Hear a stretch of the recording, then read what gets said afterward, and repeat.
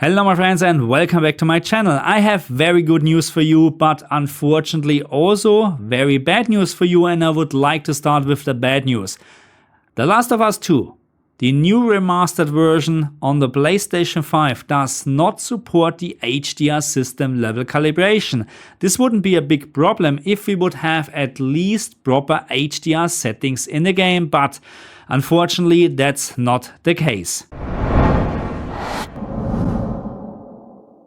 But no worries at all, I have also very good news for you. The HDR black level floor in The Last of Us 2 is spot on. That means we have actually, spoiler alert, a very good HDR implementation in this game. But again, there is a little bit of a downside. And the downside is that the maximum peak brightness in The Last of Us 2 is up to 10,000 nits, and there's nothing what we can do about it, because I mentioned already we don't have any HDR system level calibration support and we have no proper HDR settings in the game. And therefore you have a lot of clipping in specular highlights, because right now at this very moment you can't buy any screen, TV or monitor with a maximum peak brightness of 10,000 nits. But so far as I can tell, this is really the only downside, because when we're looking on the other end, and now I'm talking about the black level floor, then this game is making no mistakes.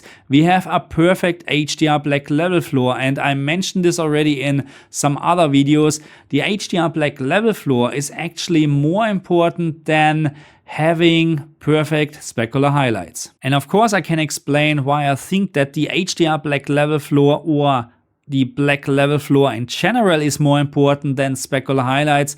It's actually very simple, because if we wouldn't have a perfect spot on HDR black level floor in this game, the whole game would look washed out. And especially in a game like this, where you play a lot in very dark levels or in darker environments, you must have, it's actually crucial that we having not a raised HDR black level floor. Again, it would look washed out. This is not the case. It is spot on, and therefore the contrast in this game is amazing. So let's take a closer look on the only settings what we have in the game where we can change the picture settings. And yeah, my recommendation is very clear. Do not touch those settings. And I mentioned already that we have no proper HDR settings in The Last of Us 2, and this is still the case. Even we have here contrast and brightness sliders, but those settings are not meant to change the HDR peak brightness. And believe me, I tried a couple of combinations with contrast and brightness, but all what I got is actually a worse picture. So again,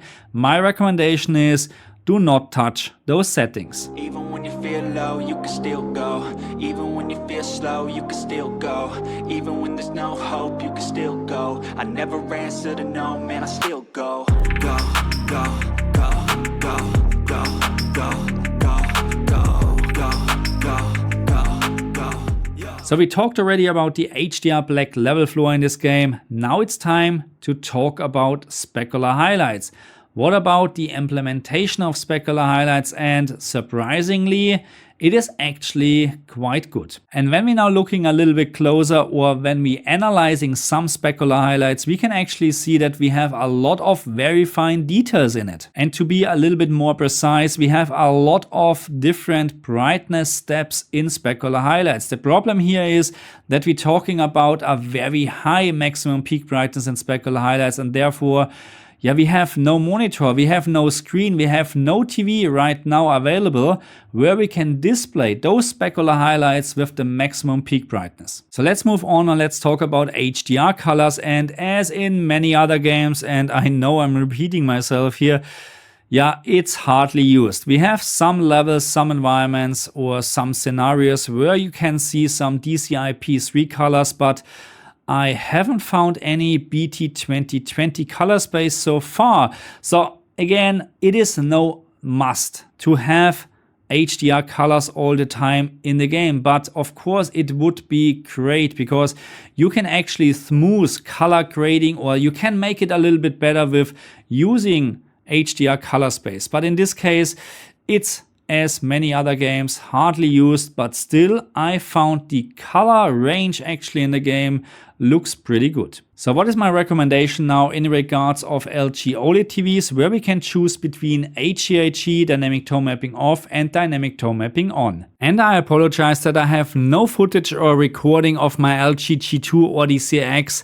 It is just not possible to use the CX at the moment, and my LG G2 is still faulty. So the fact that we have a maximum peak brightness of almost 10,000 nits in this game makes it very hard to recommend to use HDRG, but surprisingly, it is actually doing a pretty good job. The big downside is when you use HDRG in this game, you have a lot of clipping and specular highlights. But to be very fair here, you would need to look very closely to see actually the clipping, and therefore HDRG is probably not a bad idea. But if you like to avoid clipping and specular highlights, then I would give dynamic tone mapping off a try. Yes, you heard correct.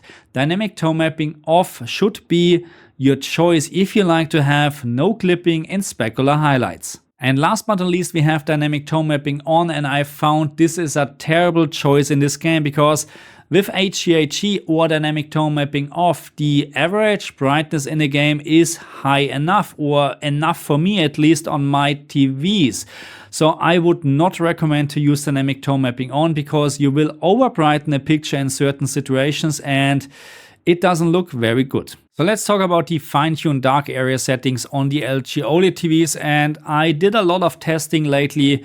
And it is very hard to make a proper recommendation because what I found is that even the CX and the LG G2 are having different settings. Very slightly different, but there are different settings. So my very general recommendation is that if you use HDRG or dynamic tone mapping off, and this almost counts for any game when you enable VRR or HDR, if you use HDRG or dynamic tone mapping off, use a FTDA setting of -4. If you like to use dynamic tone mapping on in any game, then use a FTDA setting of -10. Okay, my friends, so that's it for this video. That's it for the HDR video, and I'm preparing a side-by-side comparison between the PlayStation 4 version with the PlayStation 5 patch from back then and the remastered version, so make sure you stay tuned.